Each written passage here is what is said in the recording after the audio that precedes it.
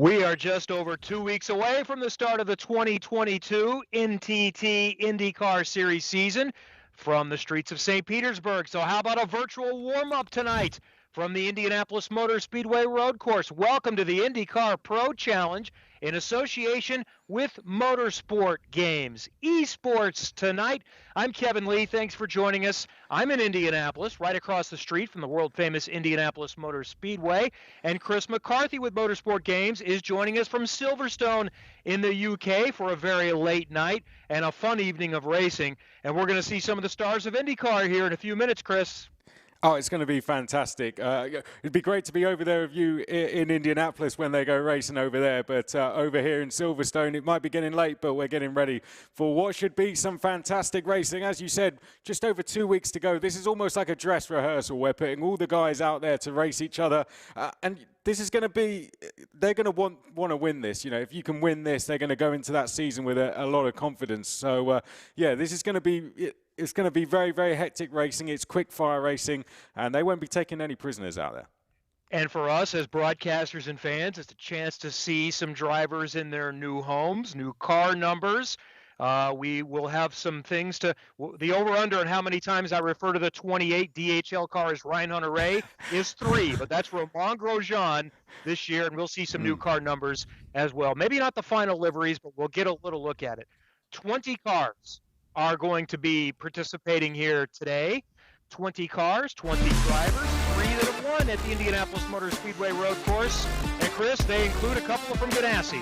Yeah, well, we got Alex Palou and Marcus Ericsson, Josef Newgarden and Scott McLaughlin from Team Penske. Scott McLaughlin will definitely be one to watch. Of course, Josef Newgarden, two-time champion. Pato O'Ward is going to be in the Aaron McLaren SP with Felix Rosenqvist, one to watch as he races with Team Redline. Then for Andretti Autosport, Colton Herta and Alexander Rossi. Then we have Romain Grosjean in new colours this season, and he has a new teammate in Devlin Di Francesco. Helio Castroneves, the 4-time Indy 500 champion, is with us. Simon Pagenaud alongside him, 2016 champion. Then Rinus VeeKay for Ed Carpenter Racing, won at Indianapolis last season. Of course, Connor Daly has gone well round here in the past. And then the AJ Foyt drivers, Dalton Kellett, Carl Kirkwood and Tatiana Calderon, new face to the grid. Christian Lundgaard will be in for Rahal Letterman. Lanigan, a rookie this year, and a new teammate in Jack Harvey, who will be in new colours.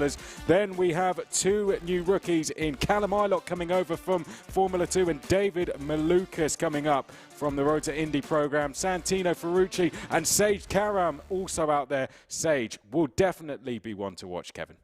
So just a quick update. In the virtual world, sometimes there are late changes. Sometimes it's equipment issues, maybe partner requirements. So we're not going to see Pato O'Ward. We're not going to see Colton Herta, and we're not going to see Scott McLaughlin. But I think we're going to talk to Scott McLaughlin and Pato O'Ward. That's on the list here live coming up in a little bit. And right now, a chance to hear from the new and reigning NTT INDYCAR Series champ from just a little while ago, Alex Palou. So first of all, it means a lot to be an INDYCAR champion. It was a dream of mine to be part of INDYCAR, and it was another dream to be a champion, but that was like a long dream, you know? So it's super special that we got it that early. I'm only my 2nd year in the US. The good thing is that this year we're starting in February, which it's awesome, and I cannot wait. So I think it's going to be super cool also the way it's set up with 2 heats and 1 main event, let's say, and with mixed grids. I think it's going to be challenging for everybody, and it's just going to be fun. I think it's fun to kick off like that. So I actually get more nervous on virtual stuff than on the real stuff, mainly just because on the real racing, I know everything what goes on, and we have a plan and everything is so prepared, and yeah, you just feel comfortable. It's like, it's my job, right? I think it's amazing that somebody at home can drive the car with the specs that we really drive on the real car, on the real track. And it's so close if you get a proper steering, proper pedals. I think it's really close, to be honest, thinking that you're at home driving a simulator. So simulators, I think, evolved a lot during the past years, and it's insane that you can have those feelings at home. Alex Palou, the new IndyCar champ, and Chris, he mentioned it, we're getting to see a brand new car that's only been out. Not many have got to experience it yet. No, it was launched on Monday into R Factor 2, so the drivers have not had a lot of time to use it. They're all going to be on a fixed setup this evening, so they're all going to be racing in exactly the same car. Means they've all got exactly the same chance out there, and they've all had the same amount of time to practice it. And the Indianapolis road course hasn't been in R Factor 2 a huge amount of time either. So this is a combination which they're only going to be racing on for probably the first time ever. And it's great for us here at Motorsport Games to see the IndyCar in R Factor 2, of course, with the IndyCar game being launched and currently developed by Motorsport Games as we speak, which will come out next year. So the idea behind not telling the drivers a week ago which track it was going to be, so they didn't feel obligated to spend an entire week practicing every day, hiring a coach and so forth. But we'll find out how many spent all day today practicing, or maybe some are just showing up and winging it. And look at this look we have. Most of the drivers have cameras set up to see them in their sim system. Marcus Ericsson is doing Snapchat or texting or doing something along those lines. A few different drivers also have their own separate streams going. You know, Connor Daly's got Twitch going. Alex Palou has something going. Romain Grosjean is on YouTube. Up at Ball State University, they had an announcement today in a partnership with their esports program. So Christian Lundgaard and Jack Harvey are at the BSU Esports Center. There's a scholarship that's going to be awarded from Rahal Letterman Lanigan Racing in their program, and they're doing their own broadcast tonight on the BSU Twitch page and the Rahal Letterman Lanigan YouTube page as well. So you can have a second or third screen experience tonight if you like as well. Let's talk format a little bit, Chris. What's the game plan? Yeah, well, as I mentioned at the top of the show, you know, quick fire races. We're going to have 3 races coming up for you this evening, 2 heat races, which will set the grid then for the main 20-minute race. Those 2 heat races are going to consist of 10 minutes each. We're going to have the first heat, which is going to be a randomly drawn grid picked out of a hat, essentially. Then the Heat 2 grid is going to be a reverse of Heat number 1. Points will be scored in both of those racing in the exact same format as we're used to in IndyCar. That will then form the grid for the 20-minute main race, and it's that where we'll see the prizes go out. We've got money going to the top 3, $10,000 for the winner to give to a charity of their choice. We have nice short attention spans. We'll have quick races tonight. We like that. All right, let's look at what the drivers are facing. Just across the street from me, the world's greatest race course, the Indianapolis Motor Speedway, is our destination. Right in the middle of Indiana in the United States of America. Speedway specifically, you'll find the Indianapolis Motor Speedway, the 2.5-mile oval, constructed in 1909. And when Formula One came here in this early portion of the 21st century, a road course throughout the infield. It's just shy of 2.5 miles, 14 turns. There's a golf course you can see there. A few holes are inside the Indianapolis Motor Speedway, 4 to be specific, 14 on the outside beyond the backstretch. So 14 turns, just shy of 2.5 miles, and cars are about ready to go for the first of our heat races here tonight. So it's not like short track racing that fans in the U.S. will be familiar with, Chris, where they split up and it's only a portion of the entire field. This is an all skate. We're going to see all the cars out there, and they're going to have 3 opportunities, basically an average of that. And we're going to get an inverse order in Heat 2, so that's going to be fun with fast guys coming from the back. Yeah, what this means, you've got to be good at overtaking, and you can't wait around. You've got to get your overtaking done quickly. Now, they're all going to be on the same alternate tyres, and they are going to have use of 150 seconds of push to pass, Kevin. So they're all going to be using that as much as possible, but more importantly, they're going to have to make moves very quickly and cleanly as well, Kevin. Cars are rolling. This was a random draw for the way they're starting this heat race. So we'll kind of spot them as we go. And there are a few different liveries out there. There's one of the AJ Foyt racing cars, I think, in the front. So let's just take a look and eyeball the cars as we roll through. Well, I'll run through how it sits on the timing screen, and that will be our order. So here we go then. Helio Castroneves and Carl Kirkwood are going to be on row number 1. A mixture of experience there, Kevin. And then Romain Grosjean will be on row number 2. Marcus Ericsson and Callum Eilert on row number 3. So that order is going to change slightly as we are missing a couple of drivers, Kevin.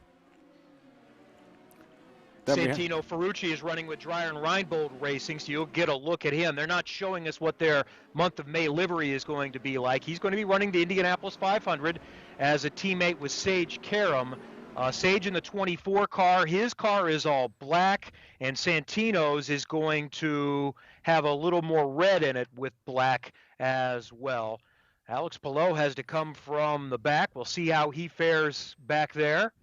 I don't think there are passing points like you might see in short track racing, so it's just where you finish and then invert the order for race number 2. Tatiana Calderon, it's great to see her racing in the States. She made her debut in single-seaters back in what was then the Pro Mazda Series a little over a decade ago. For Juncos Racing, she was a teammate with Connor Daly. Brilliant. Pace car is off. Yeah, here we go then, Kevin. So, as we said, they've got to have a clean start here because they need a good result here. The points are going to help go towards where they start at the end. But here we go, Kevin. Looks like we are green at Indianapolis. Seems appropriate that the reigning Indianapolis 500 winner leads them to the green. Grosjean in that yellow car looking to sweep around the outside. Grosjean is going to get touched by Castroneves. They'll keep it straight further back. More problems as a car spinning. That might be Palou that was around with some contact. And Grosjean is going to scoot out in front. Callum Eilert has gotten by Castroneves for seconds. Yeah, Palou tumbling down the order. Like we said, they have to start cleanly because they've only got 2 chances here to score points, which will make the grid. Now, I must say as well, damage is on. So getting involved in incidents like that could see you having to come down into the pits if we see a battle going on here for 3rd place. Castroneves, who's falling down the order. It's not been a good start to the race. That was a bold move round the outside from Romain Grosjean. A statement of intent that he is here to win this event. As we just see there, I think that was Devlin DiFrancesco slowing down, but we've got a yellow in sector 2. We saw Jack Harvey in the Hy-Vee Rahal Letterman Lanigan car getting around Castroneves. There's the rocket car of Kyle Kirkwood. Looks like Newgarden's been caught up in an incident as well. I think Daly maybe, as they're dropping down the order. So keep in mind, this is more than just race driving skill. There's some gaming skill, and there are some that have a little more experience at this than others. Who are the ones that you expect to really excel in this kind of format, Chris? Oh, well, Alex Palou, definitely one of them as we go 3 wide here. Big move there coming in towards the first corner from Christian Lundgaard down the inside of 2 drivers. Great driving from him. Christian Lundgaard getting ready for his first full season. As we go on board with Santino Ferrucci here, we can see David Malukas there just getting a place to go up to 8th. Rinus VeeKay, good memories from him around Indianapolis is where he took his first IndyCar win. Someone's off in the background. That's Alex Rossi off in the barriers at the very top of your screen. You'll see Alex Rossi. Now, going back to what you said of people to watch from an esports point of view, Sage Karam definitely going to be one of the hot favourites. Alex Palou and Felix Rosenqvist were racing at the Le Mans Virtual, the Motorsport Games Run event earlier this year, so they're going to be 2 to watch out for as well, definitely. But Sage Karam has to be one of the hot favourites, and I'd say Simon Pagenaud, another one to look out for. That's Rinus VeeKay in the red and white Sonax car, the 21, going at it with the all-black car of Sage Karam. Karam is a very experienced. What happened. That's on board with Alex Palou. So that was the story, what happened to him then. Here we go back to Rinus VeeKay, who's currently in 7th place, has survived a couple of near misses, it's fair to say, but 7th is looking good for him so far. Now he's got to try and get his head down and go after Carl Kirkwood ahead of him, who is a new face to the grid this year, of course, and he's in the tow now using push to pass as we go down towards turn number 7, and just like that we saw similar moves from him being made last year on his way to victory, Kevin, and that is Rinus VeeKay up into 6th place. Side horn there for VeeKay, a little hip check to find some room, and you mentioned push to pass. It's available. We haven't always seen that in these virtual races, but 150 seconds available. Use as they like. On board Devlin DeFrancesco in the Andretti Steinbrenner car now. Yeah, Devlin coming up from the Indy Light, so this is a great chance. Oh, there's Newgarden, so that's going to be him getting lapped by the field now. So, and there we can see the damage of what is probably, I think, a second incident for him. He's going down pit road where Rossi already is. Here we go on board with Christian Lundgaard. This is the fight for third place. There we can see Lundgaard just getting ahead of Jack Harvey, but they're queuing up here behind Devlin DeFrancesco. Trying to close in is Sage Karam as well, as we're side by side. Lundgaard throwing one down the inside there of Devlin DeFrancesco. Oh, contact! DeFrancesco's gone round, and just about surviving there was Christian Lundgaard, but that is an absolute nightmare there, Kevin, for DeFrancesco. It looks like he's been collected as well. So I think we've got more than one car that was involved in that in the aftermath. Heavy damage for DeFrancesco, no rear wing for him. So battling for a podium position, and the cars don't handle very well without rear wings. Looks like a Formula Ford now, doesn't it, rather than an Indy car. Oh, well, he's going to, well, I guess your son could give him some tips on how you drive these Formula Fords, Kevin. I think they're meant to run without a rear wing a little better than the Indy cars. It does not go well. Meanwhile, taking a look at Jack Harvey, he is running 5th right now. Sage Karam right behind him. Sage Karam's definitely one to watch here. Jack Harvey. And as you said, this is a chance for us to see in new colours, but Sage Karam lining up a move, dives down the inside there of Harvey. There's going to be a bit of contact, and just getting through is Karam. I mean, we expected elbows out, Kevin, but this is, you know, they're really getting their elbows out here. Timed race, 10-minute heat race, so we're beyond halfway through already. Now here's a replay of Lundgaard. So this is what happened with him and DeFrancesco. And it was just DeFrancesco spun on his own. And I think as he's trying to rejoin the circuit, someone's gone straight into the back of him. Now, who was the driver that collected him? Was that Malukas? Because Malukas is in the pit lane. So I think that would make sense. I think he's the other driver that was involved. So everyone from 14th down has been involved in some sort of incident, haven't they? I think Connor Daly's the last of the survivors, if you like, of the field. Yeah, Ferrucci also had to roll into the pit lane. Now, conversely, that means that they're going to start up front in heat number 2. So once you realize that it's not going well, you might as well just go ahead and park, right? Yeah, I think that's it. One thing that's caught my eye is Callum Ilott. He is starting to close that gap, it seems, to Romain Grosjean. Romain Grosjean actually said in an interview that last year he used R-Factor 2 to help him get ready for races. So he's going to be using it even more this year now that IndyCar is in it. But he said the difference it made using R-Factor 2 really helped him get used to the new circuit. So the drivers do use this, and you can see because they are all up to speed very, very quickly. But that's showing that Romain Grosjean clearly has done a little bit of practice here. Some of the other drivers have used it, even if they know the tracks, to, you know, maybe work on a relationship with their engineer, to kind of learn tendencies from other drivers if they're new to this series. Yes, it's a, quote, game, but you still learn a little bit about the aggression and tendencies of drivers from this platform. So that's an opportunity here. And Romain Grosjean appears to be just as good in the gaming world as he is in real life. Remember, Indianapolis Motor Speedway's road course is one of the places where he was so impressive last year. Runner-up back in May, won a pole, almost got his first win in about a decade. So Grosjean's got this place figured out.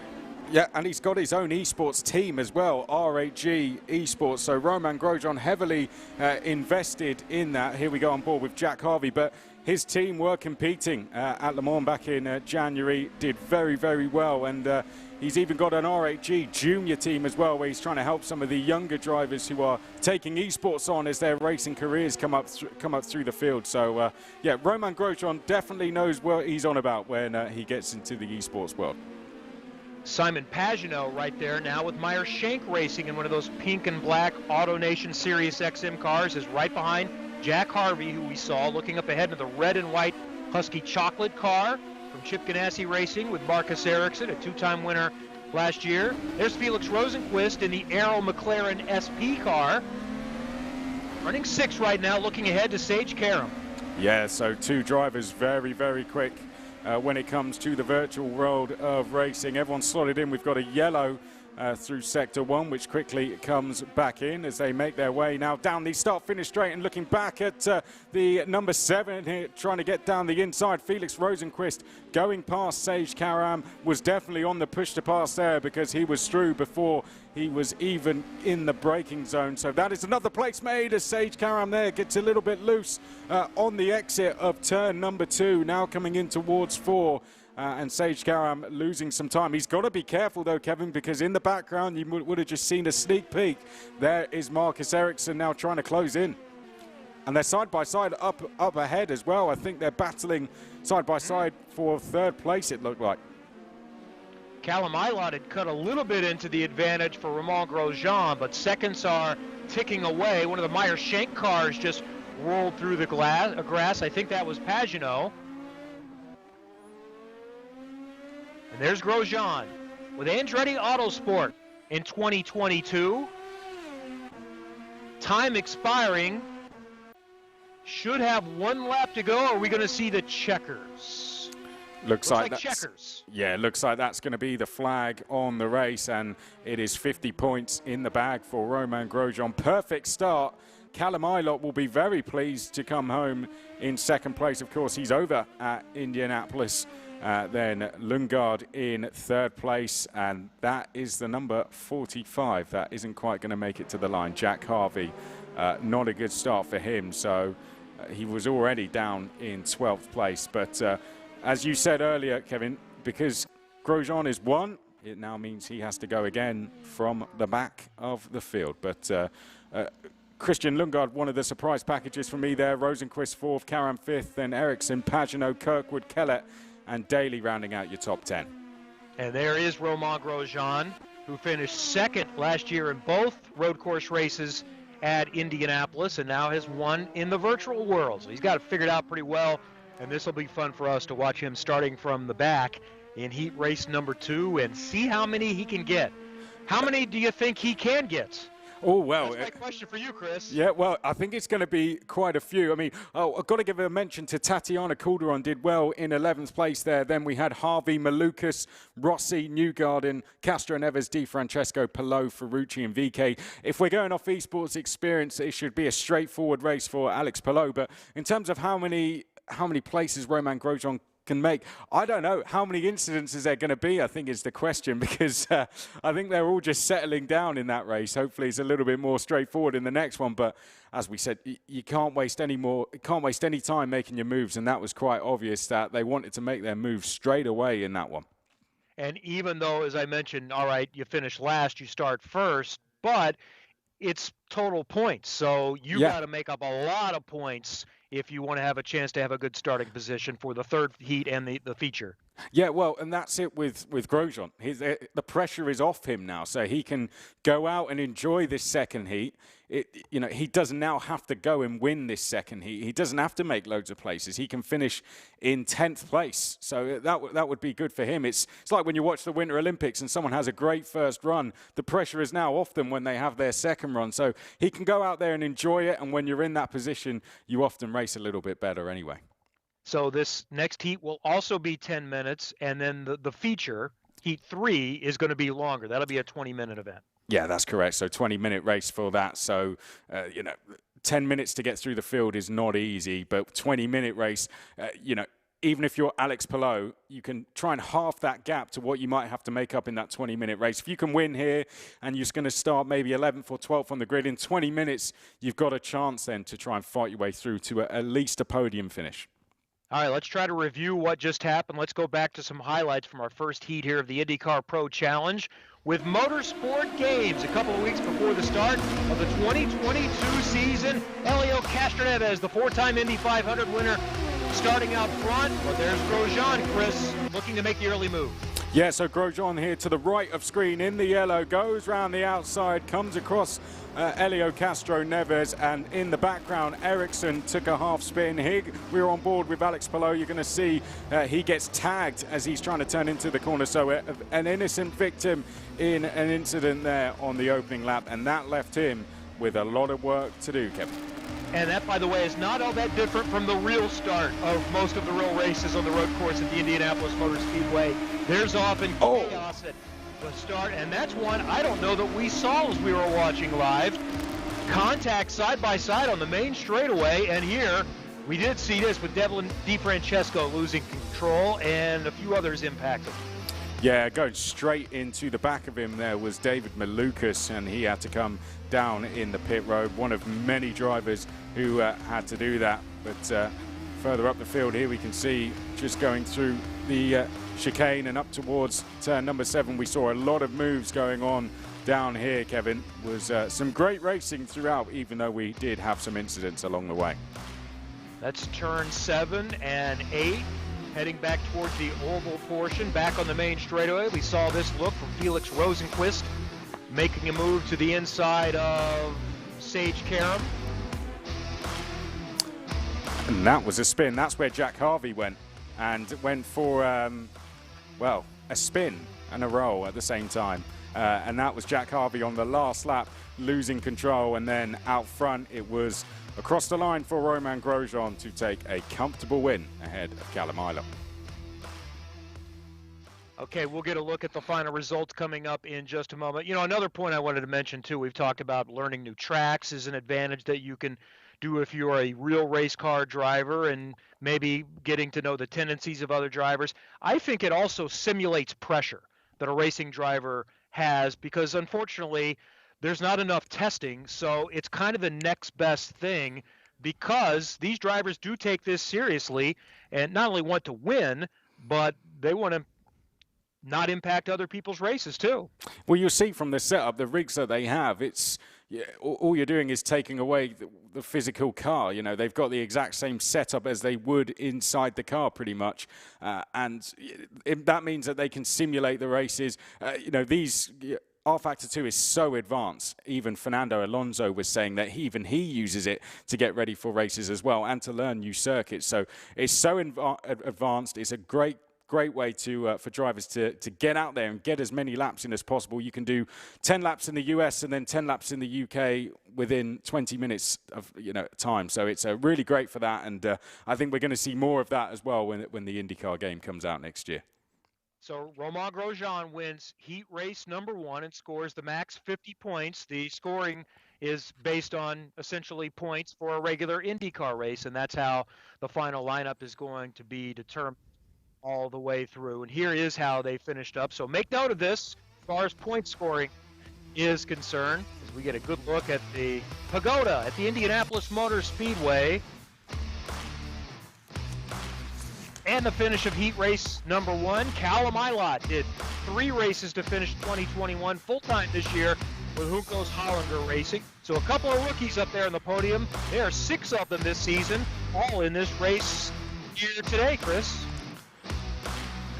As you said, yeah, so just outside of the top 10, I was making a note of the results there. So Grosjean rounded out the top 5, then it was Karam, Pagenaud, Ferrucci, Ericsson, Daly. Here you can see the rest of the field, and it's those down the back. Helio Castroneves, Josef Newgarden, DeFrancesco, Palou, Ferrucci, VK. Those are the ones that have a lot of work to do, and that's going to leave quite a fierce fight at the front of the field in heat number 2. There's all going to be drivers there that will want nothing other than a victory. So, yeah, the fight between the guys that we saw in trouble in the first race is essentially now going to be the fight for the lead and the win in heat number 2. And it's only going to be 10 minutes again. So, yeah, this is going to be a cracking race. And the great thing about virtual racing, it doesn't take as long to get them all ready to go as it does in real racing. So it'll start shortly. Keep in mind, it's not just pride and bragging rights on the line. $10,000 to a charity of choice for the winner. I think it's $8,000 for second place, $5,000 for third place, and then we're going to have a random participation trophy of $2,500 coming up for someone else that does not finish on the podium. So that's what's at stake. And this next event, basically averaging the two, is going to give us our starting lineup for the feature race. Yeah, and that's that's where the prizes, as you said, are going to be awarded. So, yeah, this is going to be great. The drivers just giving themselves a little bit of a breather now and going through the motions before we're going to see them then back out on track for heat number 2, Kevin. So am I hearing we have someone that we can talk to now? Was that what I was getting information on? So I think we have Scott McLaughlin. Is that right? Scott McLaughlin, are you with us? Yes, guys. How you going? Hey, how are you? Good. Sorry I couldn't make it. Yeah, I know you've taken this seriously, and you're very good in the gaming world. Unfortunately, sometimes technical issues get in the way. So glad to see that you're able to join us here to chat for a little bit. How ready are you to get the real season started in a couple of weeks? Oh man, I'm hanging out. Absolutely hanging out. It's going to Florida soon, and then testing on Monday, obviously, and then St. Pete, not far away, on the 27th. So everyone's obviously pretty excited for that. And I was actually really excited to get this going and race tonight, especially for charity and stuff. But I had a little hardware issue on my end, so something I've got to work out for when the INDYCAR game comes out in real time. But yeah, awesome show you guys putting on, and sorry I couldn't make it again. Didn't you win one of the virtual races a couple of years ago before you had even come to IndyCar? Come on, Kevin. I won 2, and I won. Two? I won at the Brickyard. No, I'm joking. But no, it was. I did win 2. I'm not joking about that. But we had a lot of fun. I met a lot of the drivers through this. A lot of good banter, and it almost made me feel welcome to the IndyCar world within the fans and within the driving group. Yeah, it's a great way of getting everyone together. That's why I love gaming so much. I game a lot with my friends, whether it's shooting games and hanging out, or soccer games and football or whatever. I play whatever I can just to hang out, and have some fun. We're excited about the new Motorsport Games platform for PCs that'll be available in 23. So that's kind of for all of us. But tell us, as a real racing driver, how you use virtual racing to help you prepare. Well, right now it's unlimited tokens on a simulator, right? So you can just go out, you've got unlimited tires, you can just burn them up as much as you like. And I heard you guys talking about Grosjean and how he's used it before, and certainly I'm one of those guys that like using the simulator to learn tracks, especially last year when I was racing on tracks that I hadn't been on before. But it's it's a lot of fun when you get into it. Like I said, you can race with your buddies, but you can also race seriously. And for us racing drivers who race professionally in the real world, we certainly use this as a massive tool, and when the IndyCar game comes out, we'll certainly be using that to learn tracks, take on new things, and it's exciting time for everyone at IndyCar to have a console game coming back out, and being on PC there. So Grosjean won this heat race. He got a good start from the front row. Handicap this next one a little bit. Who do you think the best gamers are of the real world IndyCar racers? Oh, I think, your Sage Karams, your Alex Palou. I think Alex will be a shoe-in to win this one. He got spun at the start, but he was coming back through pretty well. I was watching his Twitch, actually, so he's always a good Twitch streamer. But yeah, I'm sure I'll back my teammate in Josef. He doesn't do this much, but the two-time champion can pull something out of his hat, I'm sure. Where's Will Power? He got a good excuse to miss this. Will did pretty well last time around. No one sometimes knows where Will goes, so yeah, I don't know where he is. That's okay. So year 2 for you in IndyCar. You had a few really good results, including second at Texas Motor Speedway last year. What are your expectations and goals for year 2? Yeah, I just got to take it as it comes. I'm really excited and comfortable with my surroundings and where I'm at with the team and IndyCar itself. Knowing what to expect is a huge benefit going to your second year. So for me, I've said it a number of times, I just want to qualify better, and I feel like my race pace is there or thereabouts. Just need to qualify better and give myself a bit more of a shot on Sunday afternoon. So, I feel really good. I'm loving IndyCar. I'm loving the cars. I'm learning every time I drive them.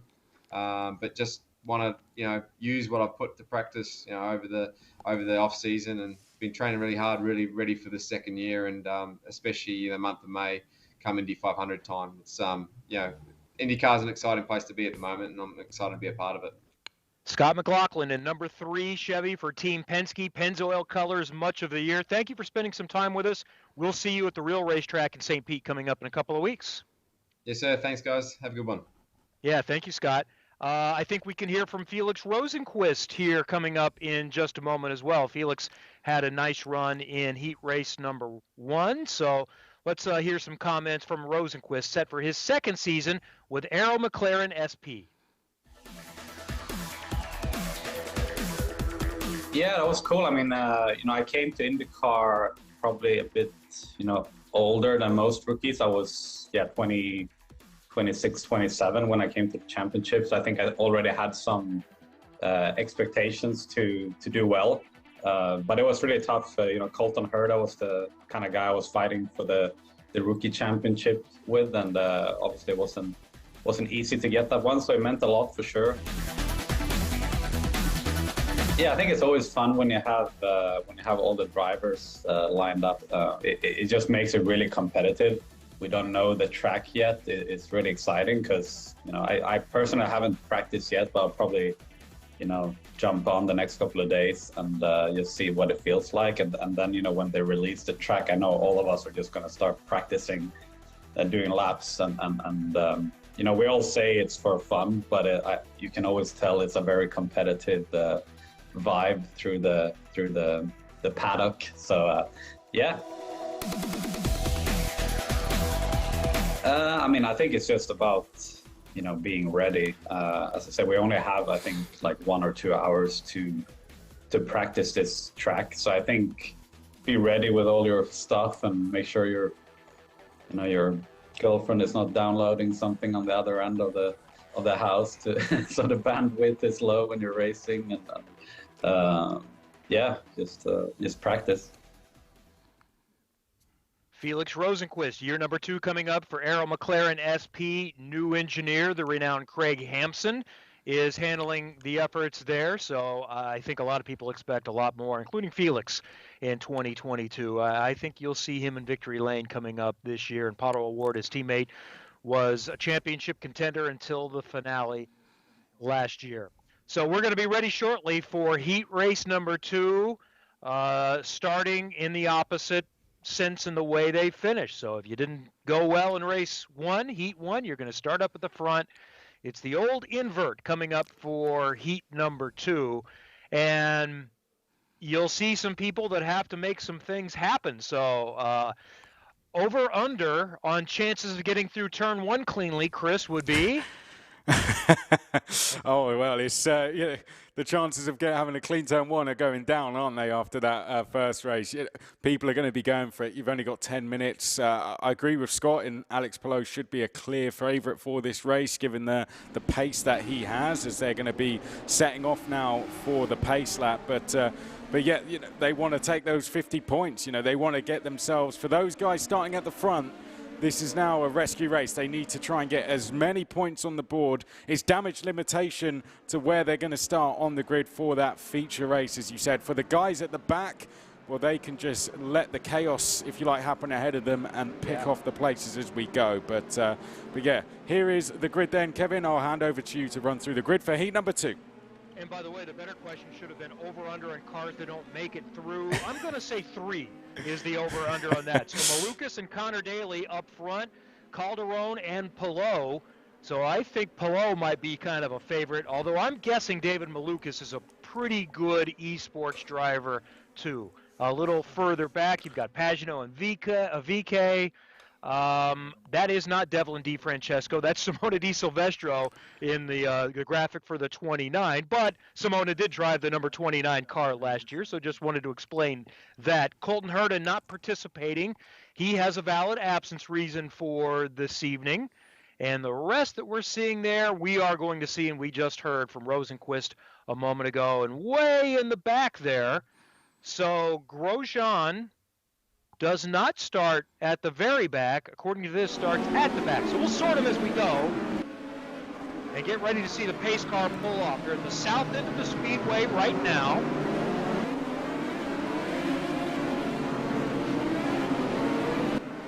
There's the pace car rolling off. So through turns 13 and 14. back on the 5/8 of a mile front stretch, heading towards the yard of bricks. And we're ready to go for heat race number 2.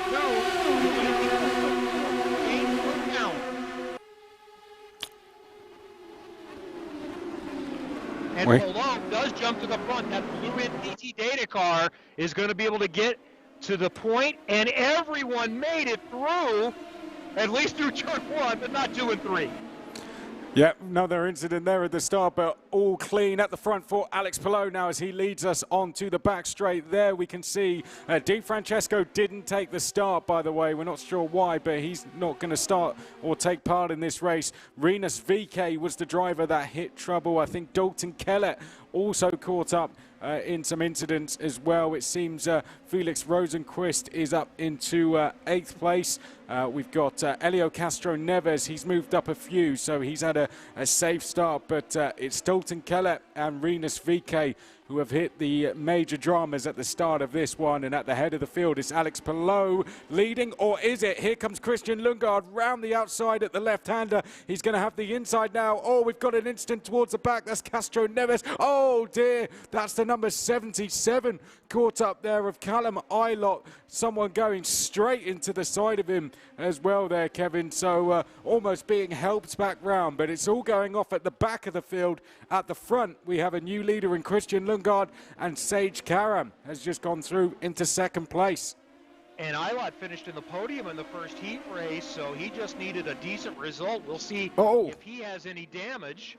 Mistake there from Lundgaard. Mistake from Lundgaard. He's lost the lead. Here's a replay of what happened further back. So that was Grosjean who was hit into, and then he went into Castroneves and to Ilott. Ilott rejoins the field and into the path of one of the drivers going back round, which might have been Kirkwood, I think, but that caught out another driver, unfortunately. But Sage Karam now leads at the front. And by the way, we have an update on Devlin Di Francesco. He had an equipment issue. It crashed before the formation lap. So Devlin didn't quit. It just simply wasn't working for him. So that's like real world racing. Sometimes the car doesn't start or you have an electrical problem. So essentially an electrical issue for Devlin Di Francesco. So he's going to have to start at the back if he can get that squared away in time for the feature. By the way, so for a lot of these drivers, I think, Chris, this is probably the first time they've had a chance to maybe run in the R-Factor platform, and certainly with this car, as you mentioned, it was just unveiled a week ago. Yep, it was just unveiled on Monday, and they only found out that they were driving this track last night, so they've had 1 day of practice. Just to go back to that incident we saw, Tatiana Calderon is now out of the race, so I think she was the driver that made contact with Ilott. Sadly, after an 11th place in race 1, Tatiana is out of this one. But yes, they haven't had a huge amount of time to practice. Sage Karam, though, he doesn't need a lot of time, Kevin. He's very, very good peddler when it comes to virtual racing. And Alex Palou there, he knows his way round the virtual world. He is in 4th place so far. David Malukas, I have to say, really impressive from him to be up in 3rd place. He's going along very well. So while I was looking at some information, I don't know if we saw what happened to Grosjean or not. He had worked his way up to mid-pack, but now I see he's in pit lane. So Grosjean is going to go from a win in Heat 1 to at the back. So he's going to start around mid-pack for race number 2. And he had some issues on pit lane, couldn't find reverse. That was an instant there with Rossi, wasn't it? Coming round onto the straight there. He's fighting away with Ilott and Harvey. Him and Harvey making contact, and Rossi's gone straight into the back of Callum Ilott. Ilott's going to run wide. Jack Harvey making the move on him in the process. We've got Rossi to the left of screen in the pink and blue there. Now finally losing that place to Jack Harvey. But those two, Kevin, making contacts coming onto the start-finish straight. And then that led to more. And there we go. Rossi's gone. Rossi out into the gravel. So there was clearly even more contact with Jack Harvey. It's a good job they're in their own rigs, in their own places, because with how those incidents went down, if they were coming into the pits afterwards, they might have been having words with each other. That was maybe a little bit of aggression, maybe not, and sometimes the car is just damaged and you lose a little bit of control. On board with Rossi now, trying to salvage something. And that's still, is that Eilot up in front of him who just made contact with a little while ago? That's Dalton Kellett, yeah. So Dalton Kellett, who was one of the drivers, caught up in the first lap, and Dalton Kellett runs wide, and Rossi says thank you very much. He's going to go through and pick up 12th place. This is Romain Grosjean, who was in an incident towards the end of the lap, someone going straight into the back of him. But with all those incidents, Kevin, he's now back up to 15th place. He is a couple of laps down, having come through the pit lane, but he's going to still make up a few points. So he's going to rescue a few points. This is looking good, I have to say, for Sage Karam, though, because he was 5th in Heat 1, and he's currently leading Heat 2. Lundgaard is still right there, though. This one is far from over. Lundgaard, new to IndyCar. His debut last year was at this track at the Indianapolis Motor Speedway, and he wowed everyone, qualifying 4th. Josef Newgarden trying to make a move a little further back in the pack. Newgarden working on Connor Daly for 7th. Now this is a fight for pole position, because Lundgaard, here we go, they're down the inside. Newgarden, as you said, about to make this move, and he's going to make it now. Heads down the inside there of Connor Daly. Connor Daly holds him off for the time being, but here we go back to the battle for pole position. Whoever finishes ahead of these two should be the car which starts on pole. But David Malukas is trying to get involved there. You can see Sage Karam looking like he's just going for a Sunday drive, but he's going to get it a little bit out of shape into turn 1 there. And Lundgaard gets a bit closer. We've got a good battle going on in the background as well, Kevin, for 4th between Rosenqvist and Palou. They are right on each other's tails. And Malukas was challenging Lundgaard for a moment for 2nd as they make their way over the curbs of turn 6 down Holman Boulevard. Malukas to the inside for the left-hander coming up. Who is the last to break? They go side by side through turn 7. They'll touch. And Malukas around the outside gets the spot for 2nd. Great driving from Christian Lundgaard, and now look in the background, we can see more positions being lost, shall I say, for Lundgaard. Great driving that from David Malukas to get up to 2nd, but Rosenqvist is now going to go down the inside of Christian Lundgaard, coming in towards turn number 12, and that is a change for 3rd place. Palou also going with him as well, and Rosenqvist and Palou are battling away for 3rd place now as well. So Lundgaard all the way down into 5th, and he's got 1 second behind him, Santino Ferrucci. So Palou on Lundgaard there in the blue car. Lundgaard trying to come back to the inside. He was there Palou somewhere. Still has the position. Yep, but Palou hangs on to it. That's his onboard. And now looking back to Lundgaard. I love the shots that we get from the virtual world. Just like the real world. We can have any shots we want. And Santino Ferrucci closing in now as they come onto the back straight. Alex Palou, we are watching. This is a good drive for him so far. He's having to deal. Oh, well, there we go. Christian Lundgaard, in avoiding trying to go into the back of Alex Palou, has gone off and straight into the barriers. No front wing on that car anymore. And fair play to Christian Lundgaard, you have to say, because he was going to go straight into the back of Alex Palou if he didn't take himself out of the race, essentially. So good sportsmanship from Lundgaard. It means Palou goes on, and Lundgaard is going to now have to take a trip down the pit lane. So there is an opportunity for Grosjean to pick up another position potentially, but we're inside the final minute and a half, so we're down to a lap or 2 remaining.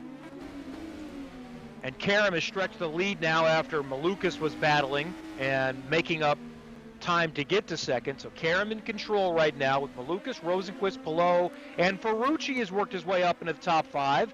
Then Daly, Newgarden, Eilot. Lundgaard showed in 9th right now, and Kirkwood rounding out the top 10.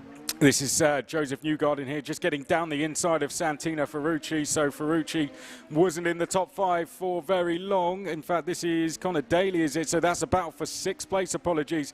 So Newgarden up into 6th, Connor Daly down into 7th place. So Ferrucci well up the road from this, 7 seconds in fact.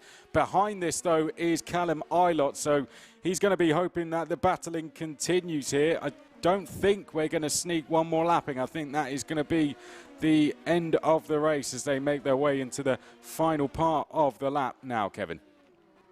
Under 15 seconds remaining, so we'll keep an eye and watch for the checkers with Sage Karam in control. but still some positions to be decided a little further back. Sage Karam does look quite comfortable on the main straight. Looking for the checker. There it is. Heat race number 2 goes to Dreyer and Ryan Bold Racing's Sage Karam. David Malukas, rookie with Dale Coyne Racing with HMD, is going to finish second. And Connor Daly, I think that's on board with Connor. Did he get Josef Newgarden? He did not. So Newgarden hangs on to 6th. Just about. Callum Ilott finishing in 8th place. Carl Kirkwood in 9th. Jack Harvey, quite a hectic race for him, in 10th place. Lundgaard, a shame for him after that incident, dropping him to 11th. Rossi, he was involved in all sorts of dramas, wasn't he? He finished in 12th in the end after a bit of a boxing match he had mid-race. Dalton Kellett finishes in 14th. Helio Castroneves 13th. Grosjean 15th. So Sage Karam, it's going to be consistency for him, getting him pole position. Also towards the front there, Lundgaard should do all right. He had an 11th and a 3rd place overall. Callum Ilott likewise, 2 top 10 finishes for him, a 2nd and an 8th place. So all good for him. It's going to be interesting to see though where this puts Romain Grosjean, because he had that win, but he was only down in 15th in this one. So he's probably going to be maybe row 3 or 4, I think, for the feature race. But we certainly know leading it is going to be Sage Karam. And it'll be a reset for the cars, right? They'll have fresh cars to start this heat race coming up. You mentioned damage control was on for the other 2 races, but they will snap their fingers, and repairs will have been done immediately for any minor or major issues. And we'll get started here again with a 20-minute feature coming up for $10,000 going to charity. Yep, it's going to be a great race. 20 minutes, as you said, to decide the winner. 150 seconds of push to pass they're going to have as well, so they've got a bit more time to use that. They're all going to be on the softer tyre as well. Fixed setup, so they're all on the same setup. As you said, any damage that they picked up in that race won't carry over. But it was a hectic race. I think we should try and take a look back at some of the highlights. I don't know how they're going to squeeze it into one small VT, but I'll hand it over to you, Kevin. So here's the start of heat race number 2, inverted lineup from heat race number 1. And we saw lots of jockeying position and pretty much 3 wide going into turn 1. Alex Palou, I think he might have started 4th. He jumps out to the lead. Contact a little further back. They all made it through turn 1. They did not make it all through turn 2 and 3. This was further back. This was where, yeah, that was when someone went straight into the back of him, and that saw him going to Callum Ilott, and Callum Ilott went back onto the track and collected right in the path of another driver as well, as we see Grosjean skipping off into the pit lane. But this is where it all went wrong for Rossi, Kevin. Yeah, so Rossi hit the wall there, and that's what kind of catapulted him into other traffic. But he did finish on the lead lap to get himself a little better starting position for the feature race. Felix Rosenquist muscling his way through for a position. Christian Lundgaard was strong in this race for the first 2/3 until no room to try to pass on the outside into turn 7. Sage Karam gets to the front. Sage Karam stays in the front. Take heat race number 2 on the virtual Indianapolis Motor Speedway road course. Hey, while we have a minute, Chris, if you could give us a little idea of what fans are going to see that they can have on their PC starting in 2023. Yeah, well, the IndyCar game, you know, the development cycle has already started over here at Motorsport Games. The new IndyCar game, which will be available on PC and console as well, is going to be coming out next year. And this car, the new IndyCar being introduced into rFactor 2 only this week, is just a sign of the work that is already being put in to the IndyCar game, which is going to come out next year. That's why we have IndyCar-Motorsport Games in partnership bringing you this fantastic event, and I'm sure there'll be many more once the IndyCar game comes out. But if you have a console of if you have a PlayStation, an Xbox, something like that, or a PC, you will be able to buy the IndyCar game and drive all your favorite circuits in your favorite car. But things are going along very well, and for all updates, just follow at IndyCar Game on Twitter and Instagram, and all updates will be posted on from now all the way up until the release of the game. Fantastic. Look forward to that. We've got a chance to visit with a real-world IndyCar driver who wanted to participate tonight but had some other commitments, or maybe it was a mechanical issue. But we do have a stream to be able to check in with Arrow McLaren SP driver Pato Award. Pato, how are you? Good to see you. Hey guys, man, I'm bummed I'm not able to be there tonight. Well, I'm here watching, but I wish I was driving. I had a technical difficulties and still am with my simulator, with my pedals. For some reason, my only pedal working is my brake, and that's no good. The throttle is not working, and sadly I need the throttle in order to go fast. Hey, it's been a good couple of weeks for you. You came home from Daytona with a Rolex, winning the sports car event there in LMP2. Yeah, man, it's been a good couple of weeks. It's been great, and not a bad day to get a new watch whenever we were in Daytona. It was just so much fun, and really enjoyed racing with the guys that I'm going to be competing against this year in IndyCar, Devlin, Colton. So yeah, really cool that we got it together, and yeah, looking forward to the great year ahead. Yeah, it's been a good off-season. Along with that, you got to drive the McLaren Formula One car, and you get to come back to try to get a couple of spots higher in the championship after battling for it all year. What's your anticipation and your expectations for 2022 in IndyCar? Hopefully it consists a lot more wins. That'd be fantastic. I think if we manage to do that, we're going to put ourselves in a great position for the closing stints of the season. It's gonna be competitive, man. It's gonna be tougher than ever. But we're pushing, and hopefully we get to the race weekends with an even stronger car than what we had last year, and we'll give it a go. 2 wins last year, and you have an opportunity, as you said, you want to try to get a few more. After you get those first wins, though, do you feel like they're going to come a little easier as you come forward? I guess the roundabout question is, how much more prepared and confident do you feel now than maybe you say you did a year ago at this time? I think the biggest thing now is that we've got our first win out of the way. That's the big check mark that we got last year. We got multiple poles, so we've honestly been in the hunt for the big cookies, right? I mean, we were contenders last year.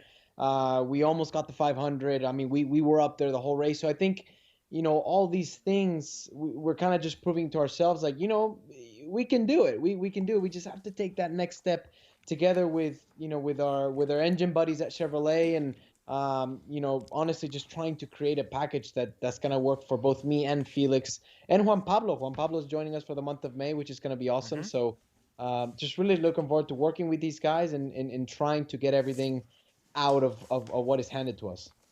So who do you got here? Who's your pick in the virtual world coming up in this 20-minute race in a few minutes? Felix Rosenquist, baby. There you go. Is Felix a good gamer? Is he a good virtual racer? Yeah, he's a good virtual racer. He actually, to be fair, man, I felt so bad. I took so much of his time last night and this morning. Like a couple hours last night, about an hour this morning. He was trying to help me set up all my pedals, and I don't know why I wasn't able to, man. I mean, I'm here in my sim room and looking at it, and it pisses me off because I spent a lot of money on this thing, and it's not working. You can write that off in your taxes, though. This is business related. Make sure you do that. Expense that. Yeah. Are you a good gamer? Use it. Are you a good virtual racer? Am I a good virtual racer? It really depends on the day, man. I'm honestly, when we did the iRacing challenge 2 years ago, whenever COVID was being a bit of a pain to the whole world, still is, but I think everybody learned how to get along with it. But I did well. We did the Austin race, and to be fair, as soon as I got a good steering wheel with good pedals, it was all good. They're not very reliable, are they, though? Well, you got to find the right ones. That's the key. So maybe the folks at Motorsport Games can hook you up with the right equipment. We know people. We'll get you put in the right direction. Yeah, I gotta up my game on that because sadly I don't get to use it as much as I'd want to, just because of all the traveling and being based out of three different places sometimes. So, yeah, I wish I could spend more time than what I currently do on it. But I'm gonna try and make that happen this year. Gotta get myself a new set of pedals. Well, I'm sorry the pedals didn't work for you tonight, but I thank you for spending a few minutes with us here for the virtual broadcast, and we'll see you in St. Pete very soon. Yeah, no worries, man. Thank you, guys. Sorry I wasn't able to be out there, but I'm cheering. Come on. All good. Pato Ward drives the number 5 Arrow McLaren SP Chevrolet in the NTT IndyCar Series season. Chris, I think we've got results, and then I'm going to let you start doing some math for how they're going to line up for the final heat. But this is how they finished heat race number 2. Yes, it is. So Sage Karam, David Malukas, Felix Rosenqvist, your top 3. Pato cheering for him. Alex Palou, 4th, then Ferrucci, Newgarden, Daly, Eilert, Kirkwood, and Jack Harvey rounding out the top 10. Then behind that, we had Christian Lundgaard, who had an off, Alex Rossi, who had a couple of those. Castroneves was in trouble at the start of the race. He finished 13th. Then Colette, Grosjean after an incident for him as well. Then Pagano, Ericsson, Calderon, Di Francesco, and VK, the bottom 5 drivers there, all retiring from the race. And that, of course, gives us our overall standings. As we mentioned, when he crossed the line to win Heat 2, Sage Karam will start from pole position with Felix Rosenqvist alongside him on row 1. Row 2 for the final race will be Grosjean and Eilert. Then Malukas and Pagano, Lundgaard and Daly, Kirkwood and Palou down in a surprising 10th place for him. So Grosjean, it didn't affect him too much. That win in Heat 1 helping him to get 3rd on the grid. Then out of the top 10, Newgarden and Ferrucci, Ericsson and Kellett, Harvey and Rossi, Calderon, Castroneves all the way down in 18th. Di Francesco and VK will round out the field for the final race, which will be 20 minutes in length. So I think we got a lot of picks that we could choose from that are going to be really strong, especially when you consider the starting position. And maybe Romain Grosjean is as good a pick as anyone. Let's hear from the driver who finished 2nd 2 times on this race course in the real world last year. First of all, I was lucky in my life that, background behind me shows it, that motorsport gave me a lot, made my life. And I thought, how can I give back, a little bit of what I had?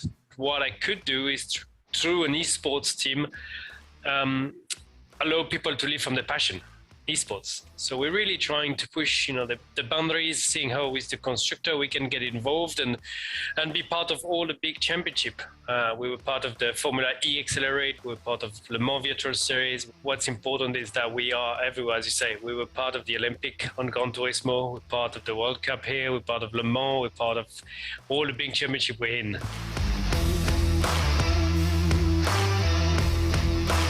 Oh yeah, I actually love Factor 2. Really, I was even though I didn't compete in Le Mans 24, I was practicing on LMP2 in Spa, Monza, and Le Mans, and I was loving it. I was loving it because you can actually slide a bit the car. I think the way it's behaving is really well done. So I really enjoyed it. I believe there's a new mode coming for that race. I think it's quite cool the way it's done. We don't have access to the mode. We cannot train. We don't know the car. We don't know the circuit until a day before the event, which is exciting, but also a bit scary, because some of the boys out there in IndyCar are young generation and they're bloody fast on the simulator. Well, the dream is to be champion and to win the 500. I guess that's what happened when you do IndyCar. I just want to go and win races. I just want to have fun, enjoying going to the races, doing the best job I can. But once the evening has arrived, crack on the barbecue and with no bad joke or bad words, But yeah, cook a nice piece of meat and just enjoy the next day. Chris, Romain Grosjean was not just one of the great stories in the NTT IndyCar series. He was one of the great worldwide motorsport stories, from the way 2020 ended for him to the way 2021 went.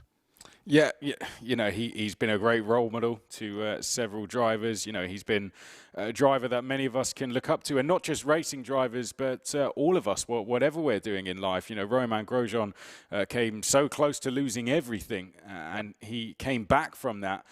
And now he's having, you know, some of the best moments in his career, really. You can tell he's really enjoying IndyCar and a new environment, and he's been really, really good. As you said, Indianapolis was one of the places he went very well last year as well. And his esports team particularly, I think, is a really good thing. As he mentioned there, he's giving young drivers the chance to live a passion that they wouldn't be able to usually afford to. And I think that's key. And over here, we just had the Autosport Awards, and the esports team of the year, R8G Esports, was one of the final nominees for that. So his achievements have been recognized, certainly here in the UK, and I'm sure everywhere else as well. And that esports team, they're just getting started. So, you know, he's going to help he's using his platform to help lots of young drivers, you know, fulfill their dreams, as he put there. But yeah, he's a massive role model to all of us, I think. And he's running the entire IndyCar championship. Last year it was road and street courses. He added an oval late in the season, and he was really good at Worldwide Technology Raceway outside St. Louis. And I think he'll be really strong running for Andretti Autosport in the Indianapolis 500. I know he's going to be a rookie, but he'll have that figured out. He'll have great help from his teammates. So he is going to be someone to watch. And so many great stories in 2022. And let's remind you how it's going to go. As mentioned, just over 2 weeks away from starting the 2022 season with the Firestone Grand Prix, the streets of St. Petersburg in Florida, last weekend in February. This is the earliest IndyCar has started in quite a while. So it'll start in February, and then a little time off before they head to Texas, coming up in March, in a really interesting weekend with 12 hours of Sebring the same weekend as the Oval at Texas Motor Speedway the next day, and there are at least a couple of drivers that are trying to do both of those. So here is a look at the 2022 schedule.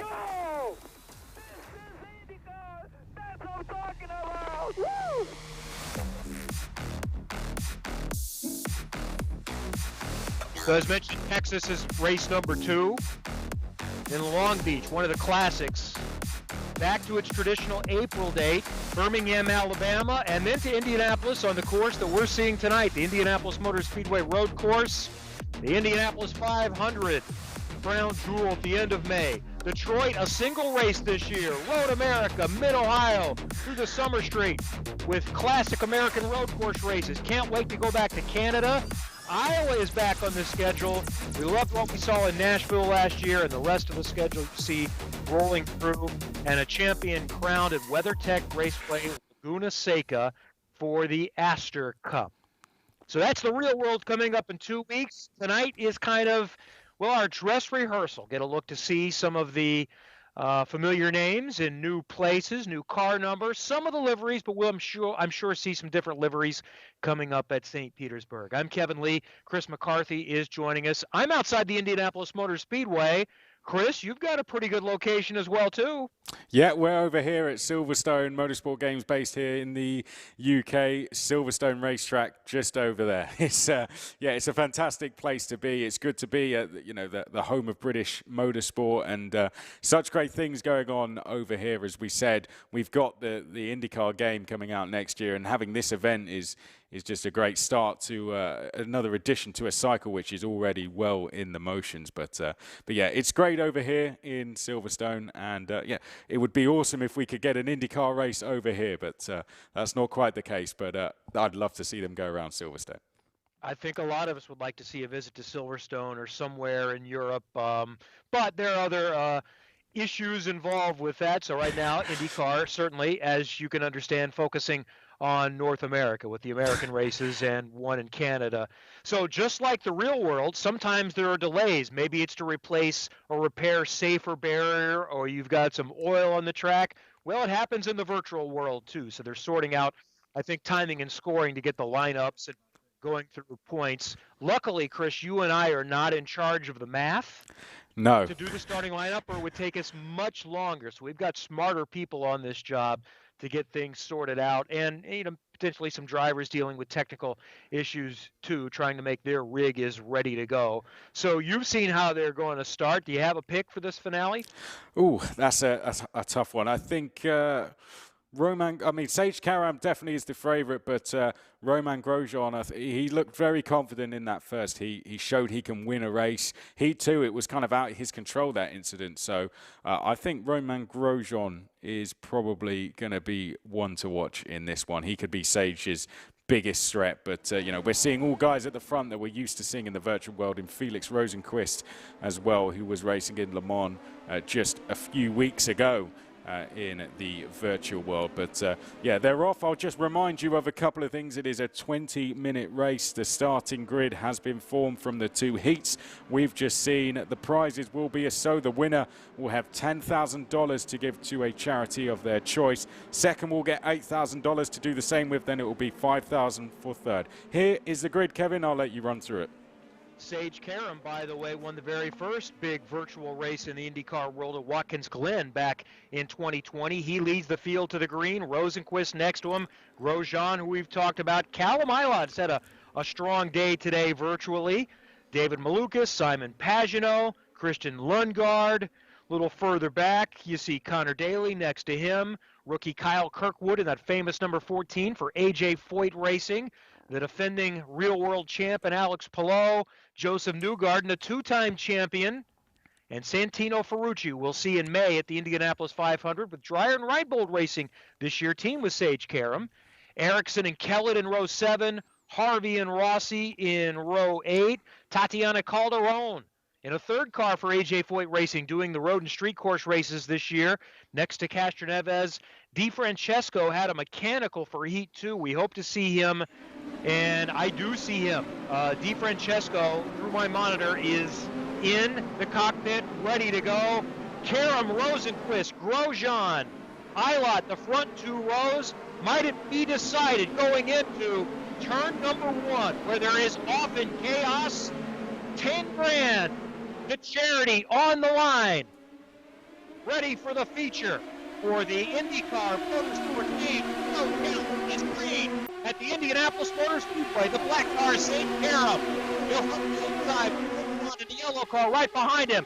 Grosjean gonna try to go around the outside. Karam has the inside line, they're crashing behind. Jake cars and more are involved.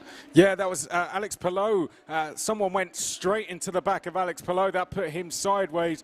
He's managing to keep going again, but I think the likes of Castroneves, as you mentioned, was caught up in that, and Pagenaud might have also been, as you mentioned as well. So huge drama going back to the battle on track, though. Rosenqvist going down the outside here of Grosjean, squeezing him as they go in towards turn number 7, and Rosenqvist is into second place. We're looking back from him. It's been a brilliant start to the race for Karam there. Here's Callum Ilott going down the inside of Christian Lundgaard, or defending from Christian Lundgaard. They're fighting over 5th place. And then just behind that, the 2-time champion, Josef Newgarden, trying to get down the inside of Lundgaard. Lundgaard in the red and white colours there as we look on. Here's a replay of the start, Kevin. And that was the likes of, we had caught up in that Simon Pagenaud, Alex Palou, 2 heavy hitters who were caught up there. As is often the case, chaos in turn 1 on the IMS road course, but great racing in the front half of the back, and another side-by-side battle as they head down to turn 1 to complete lap 1. Up front, Grosjean being challenged there by Malukas. Grosjean will hang on to third, and they're crashing further behind. That's Santino Ferrucci missing a front and rear wing. Yeah, Santino Ferrucci dropping down the order. Just trying for Devlin DiFrancesco is also tumbling down the order, as is Helio Castroneves. So that might have been a couple other drivers who were caught up. Castroneves going all the way down. Alex Palou is all the way down in 19th. Connor Daly has been caught up in incidents, as is Tatiana Calderon, Ferrucci, DiFrancesco, and I think Ericsson may have taken a knock somewhere along the line as well. Here's a replay then of what happened, and there we can see tagged going into the corner, the number 23 of Ferrucci, and that left Palou. I think that was an innocent victim. We go back to this battle for third, though. Grosjean under a lot of pressure from Malukas, but Malukas seems to just be settling in behind him now, Kevin, and seems to just want to follow Grosjean here and try and catch the 2 ahead. So here's a question for you with more e-sports knowledge than I have. As we see Grosjean being challenged, Malukas is going to get that position. So Malukas into third, and Grosjean is going to come right back. Side by side through turn one. Malukas has the preferred line. They'll make contact. Grosjean through the grass, tries to hang on to it. Eilert will sweep around him. They'll slide through that corner. Eilert trying to keep it straight. Oh, and there we go. Eilert's round. Grosjean across the grass, and now Lundgaard here is going to try and make the move. You got Newgarden also closing in as well. Christian Lundgaard there in the red and white, trying to go round the outside of Grosjean, and he goes through. Now Grosjean there, I think, a little bit too ambitious in some of the moves, and now he's tagged Lundgaard. Lundgaard being spun out there as Romain Grosjean involved in another incident, and that's going to see Lundgaard tumbling down the order. But it seems Romain Grosjean, I don't know if he has damage. He might do. He's gone straight on there, so I think that is what caused the incident with Lundgaard. Yeah, I assumed he was wounded, and that wasn't malicious, I wouldn't believe. He just couldn't stop the car. He lost downforce and couldn't stop the car, so he punted him. And a couple of the favorites now are not likely to be favorites, and it's all the better for Sage Karam, who looks to be battling David Malukas and Felix Rosenqvist at this point, and Josef Newgarden having a good run up to fourth position. Here's Rosenqvist on Malukas to the inside. Rosenqvist and Malukas side by side. Oh, that's shortcut from Felix Rosenqvist. That always makes me nervous when they try and go side by side through there. Rosenqvist on the grass, but David Malukas up into second place. Here's a replay then, Kevin. What did you make of this? So I think this is... That's Grosjean. That's something entirely different. So yeah, well, that is just trying to hang on right now. Well, no, that was Grosjean. That was what started it all. That was Grosjean with Malukas, I think. Bit of contact. Then there goes Eilert spinning round, and then we see that was Lundgaard then in the background. So just a bit of side-by-side contact there. Unfortunately, it was Grosjean rejoining the circuit almost, and Eilert trying to go around the outside of him. They bang wheels. And then that kicked off the rest of the incident. But real shame, Grosjean now all the way, down in fifth place, but 13 seconds back from the leader. So the question I was going to ask you, is there tire wear in this event? So, for example, someone that's good now might not have managed the tires?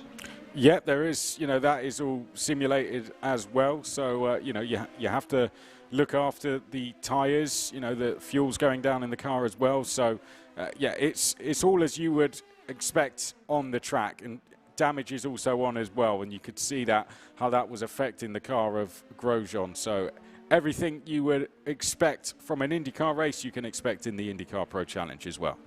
There's a look at Felix Rosenqvist. We saw Marcus Ericsson running through the grass there. He's outside the top 10 for the moment. Felix Rosenqvist running in third, looking up ahead to David Malukas for second. All three of these drivers with Karam in front in the money right now. $10,000 to the winner, $8,000 to second, $5,000 to third, to the charity of the driver's choice, and a lottery for participation for $2,500 also available. Let's see if Josef Newgarden is going to have anything for Rosenqvist. 6 seconds or so behind him right now, running in fourth.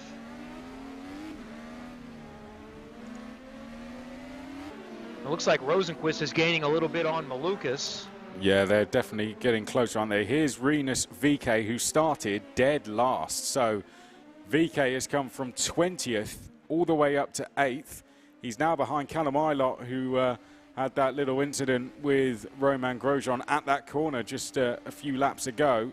Rinus VeeKay, as we saw last year when we first came to Indianapolis, is charging through the field, and he's going to go for another move down here at turn 7, late on the brakes, gets the car stopped just about in time, and Rinus VeeKay from the back of the field is now all the way up into 7th place. Next on his list is going to be Christian Lundgaard.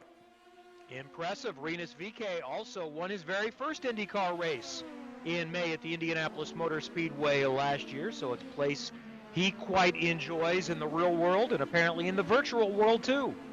Yeah, going very, very well. Great memories, as you said, from last year when he took that first win.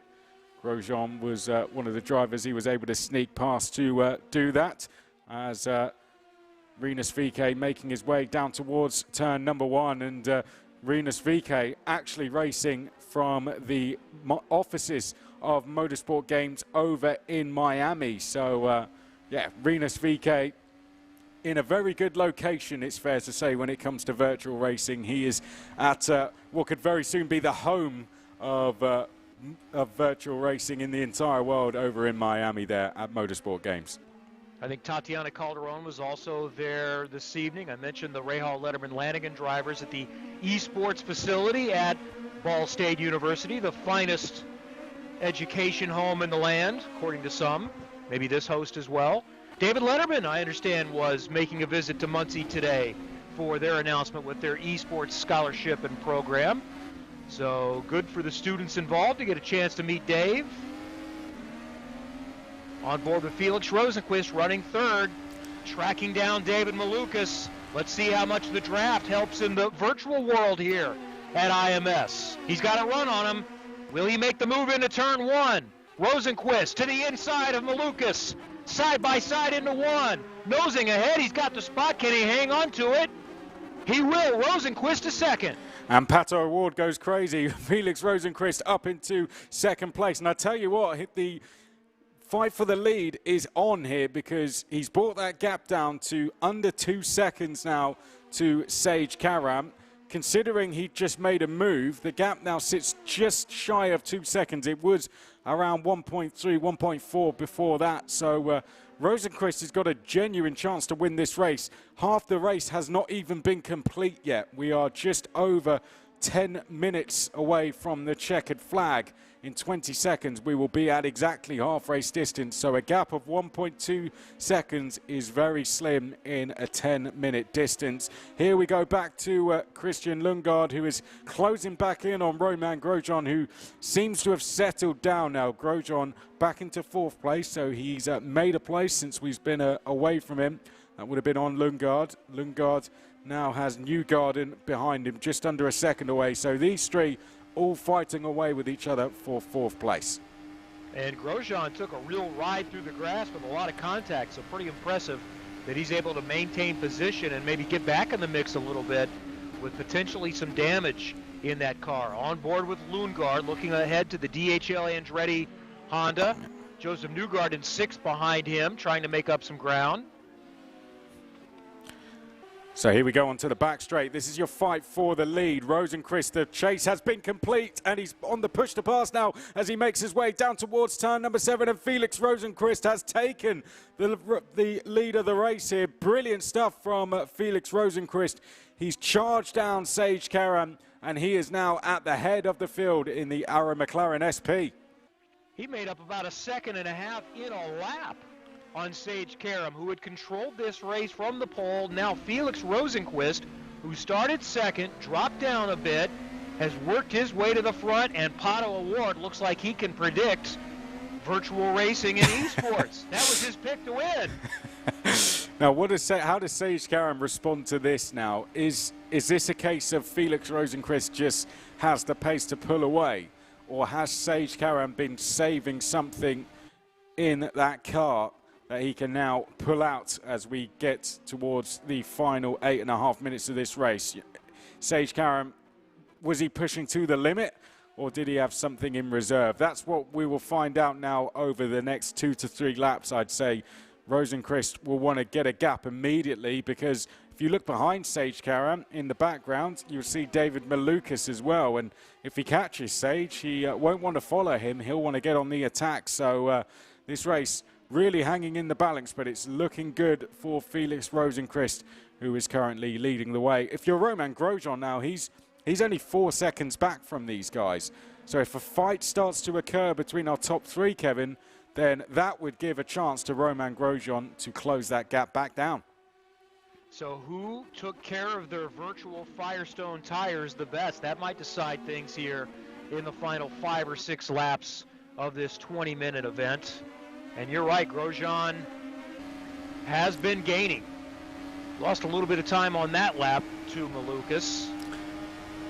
Yeah, well, now it's the overall gap. So yeah, he's lost a couple of seconds, isn't he, at least? But Sage Karam on that lap kept the gap fairly stable, just under 1 second. So we go back on board with him now if we go through turns 2 and 3 and up in towards turn number 4. Felix Rosenqvist, there's not much to choose between those two, but Felix Rosenqvist just has the edge at the moment. And the report from Sage Karam on his stream is that his tires are gone. He wants to know how much time is left in the race. He is, or at least was when he was leading, hoping it would end pretty soon. Now he's just trying to hang on and hope Rosenqvist makes a mistake. Well, this is it. We had 2 10-minute races.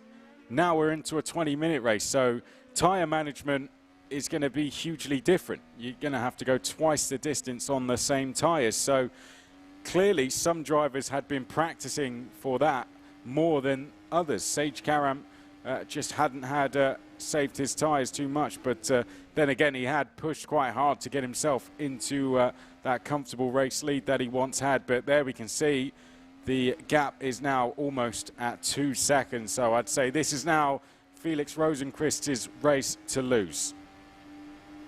But it's still to be decided behind him for the $8,000 second place prize to charity, $5,000 for third.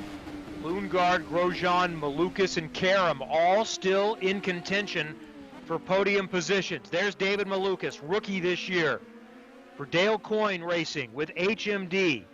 Just 20 years old, from Chicago, Illinois, finished second last year in the Indy Lights Championship in a great battle with Kyle Kirkwood throughout the season.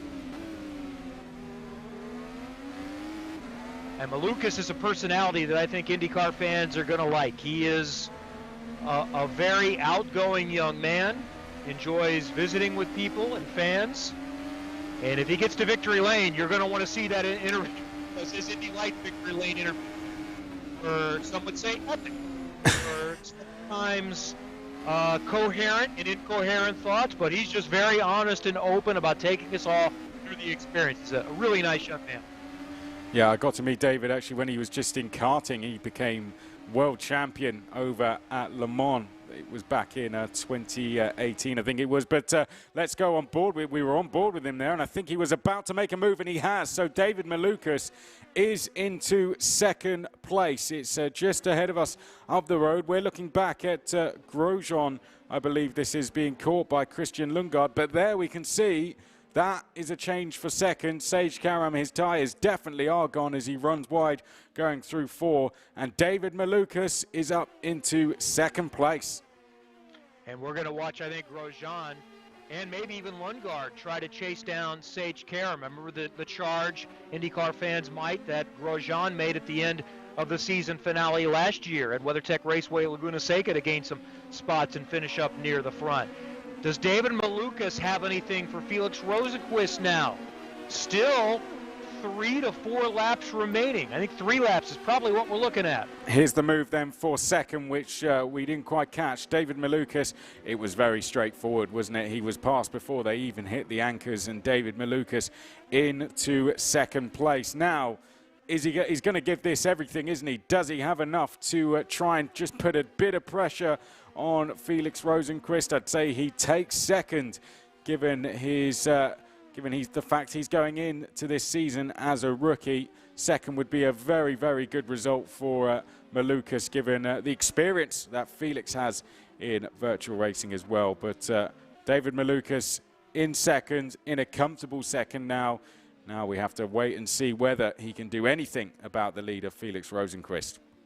Looks like Rosenqvist is managing the gap pretty well right now. Malukas seems safe from Karam, who continues to fall back, and there's still quite a ways for Grosjean to go to be able to catch Karam, and not many laps left at this point.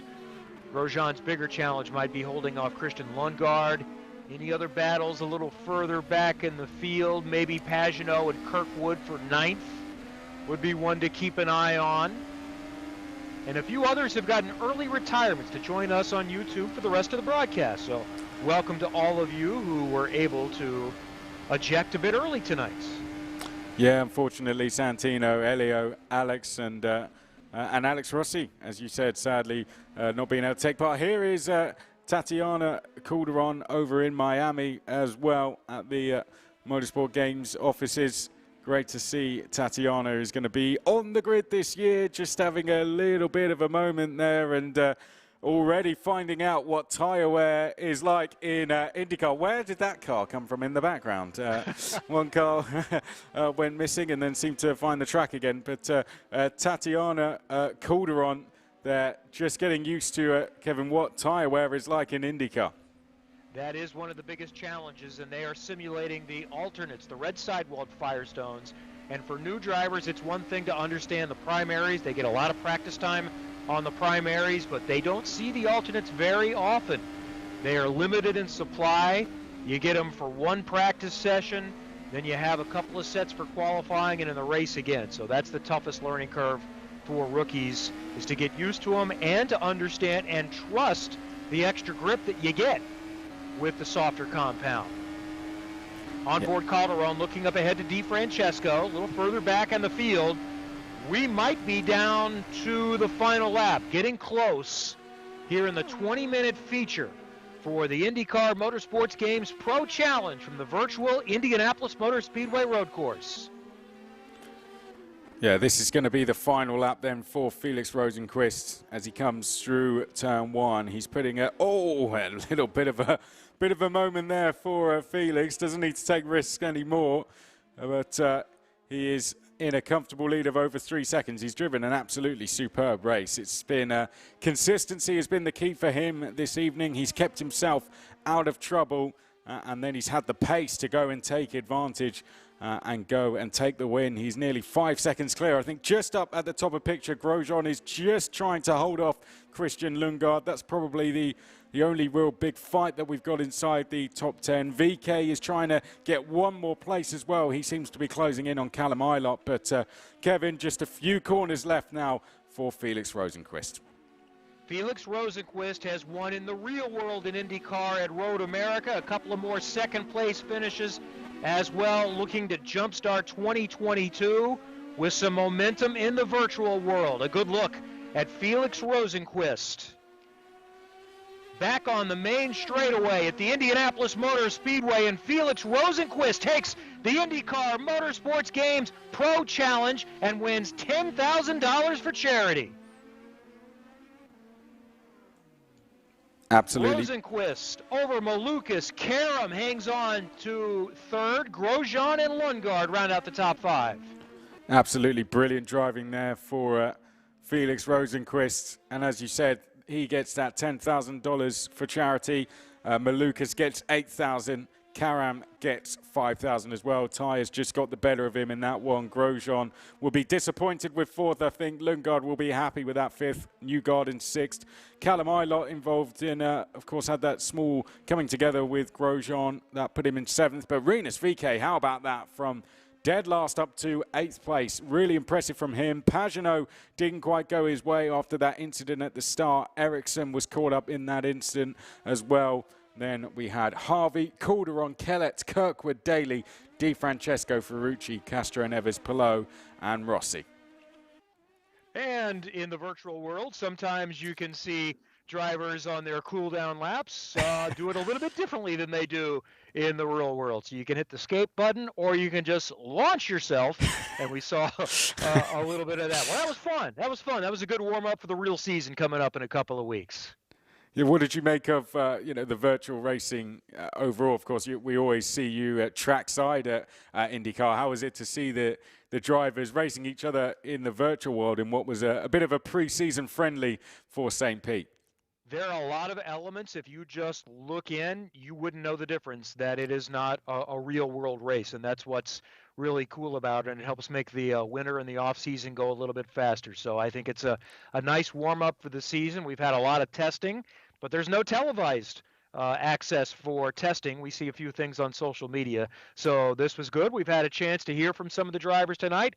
I think we'll hear from our winner, Felix, coming up in a little bit. So I enjoyed it, and I have greatly enjoyed you kind of steering me through. I have just a little bit of knowledge of the virtual world, but not very much.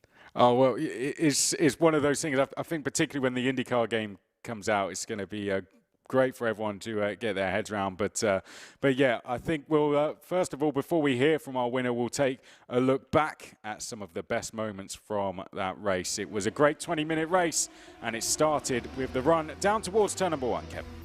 Sage Karam had the point to begin this race. That's Rosenqvist in the orange and blue car on the outside. The yellow car, Grosjean, took a peek to the outside. Karam hung on to it, but then the expected chaos from behind, and it took out a few contenders. Rosenqvist making his way through, getting past Grosjean after losing a spot early. Good battles in the pack, and eventually back at the point. And there was some misfortune a little bit further in the pack at times, too. Contact sent Santino Ferrucci around. Took out another one. Ended their virtual race. Grosjean and Malukas going at it here. And Grosjean goes dirt tracking. And then I think is going to take Callum Ilott with him here that we'll see again. Ilott also was squirrely, so actually you might want to reverse that reference. It looked like Ilott's the one that got out of sorts there that took Grosjean with him.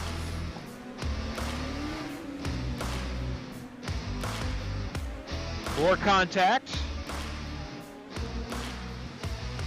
More races ending, at least from a competitive standpoint. You mentioned Rinus VeeKay going from the back to beyond the mid-pack, getting another spot here on Callum Ilott. He finished well up inside the top 10. Rosenqvist, this was for the lead into turn 7, around the outside of Sage Karam. Karam couldn't hang on to the virtual Firestones. Malukas eventually got Karam for second.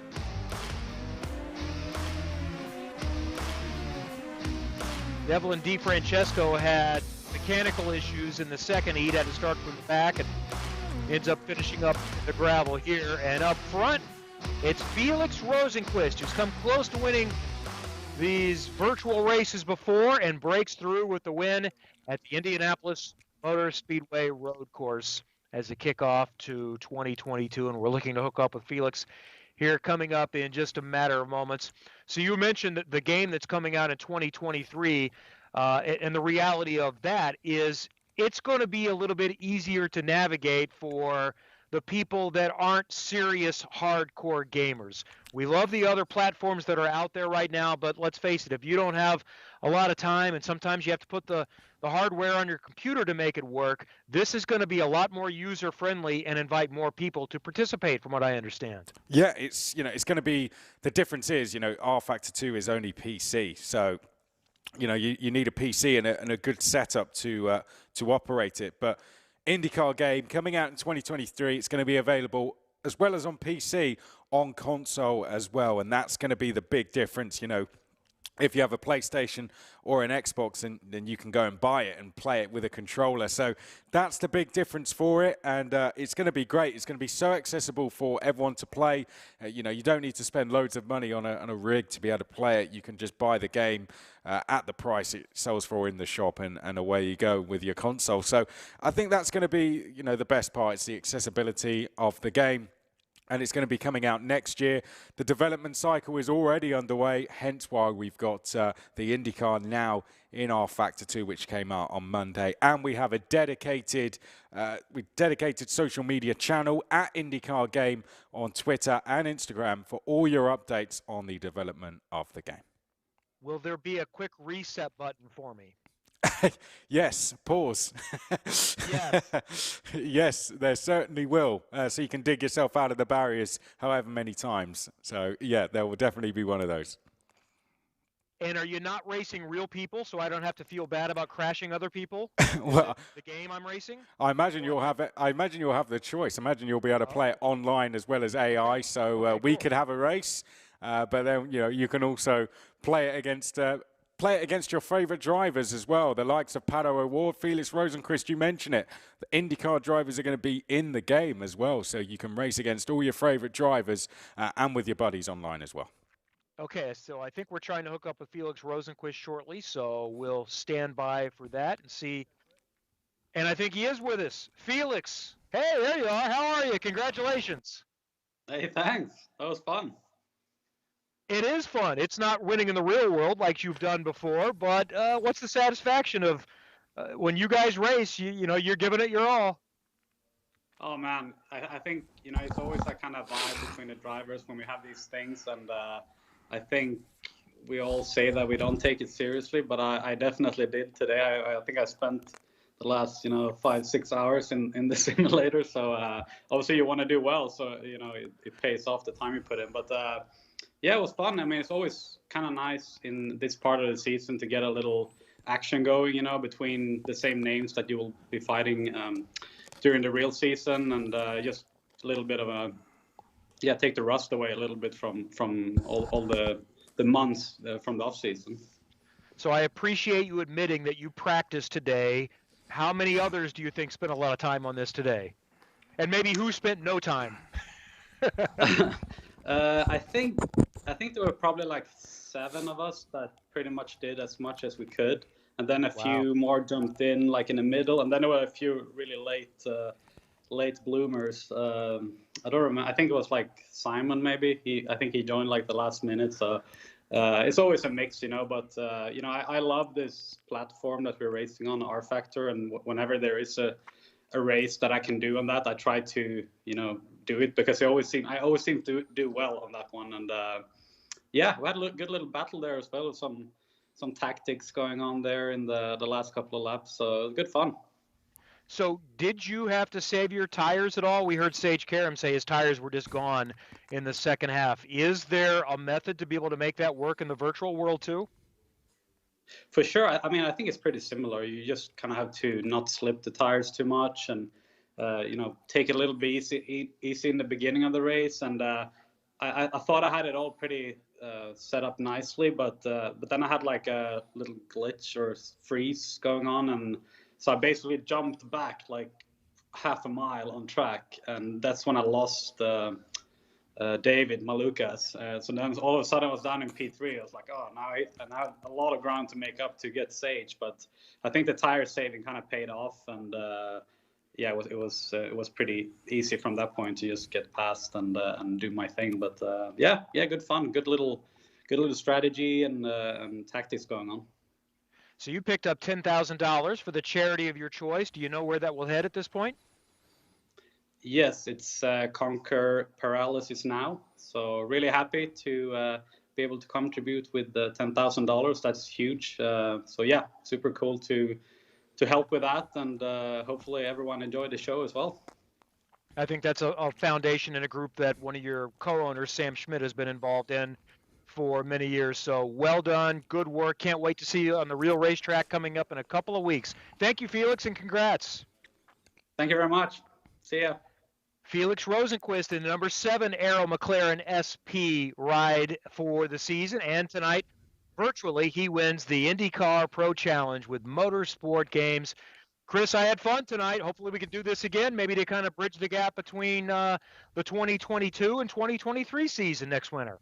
I hope so. I hope so. It'd be, you know, I mean, a virtual Indy 500 or something like that would be great too, wouldn't it? But this would make, you know, it makes a great off season. It gets everyone excited for this season again. Not like we need more of it anyway, but you know, being a couple of weeks away to see the guys in action against each other, racing at one of the tracks we all love, is just a great way to get everyone in the spirit again before we all head over to, or all of you head over to St. Pete.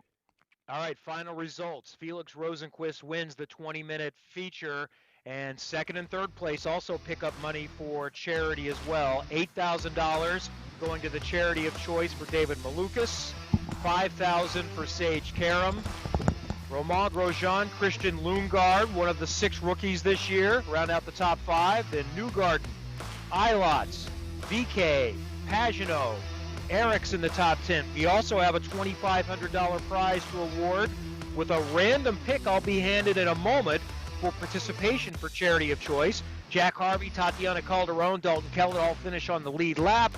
Kyle Kirkwood and Connor Daly finished the race but had issues. By the way, I was also told that the reason we saw Devlin DiFrancesco drive straight into the wall, his screen failed. Makes it difficult to know when to turn when the screen fails. hazards of virtual racing. Sometimes things like that happen in the real world, not a screen, but others. So we had 20 participate. Thank you so much to all of the IndyCar drivers who gave up some of their time. You know, honestly, some of them love the esports platform. Some of them find, I've got other things to do, but they're all good sports, and we had a lot of fun with it. Yeah, it's been absolutely fantastic. Really enjoyed seeing all the guys racing against each other. We saw some brilliant racing as well. Lots of drama throughout, lots of excitement. And yeah, what more do you want to get you ready for a season? It's been absolutely fantastic. I'm told Marcus Ericsson wins the additional prize for $2,500 to the charity of his choice. So thank you to Marcus, and thank you to everyone for taking care of things, including our production staff.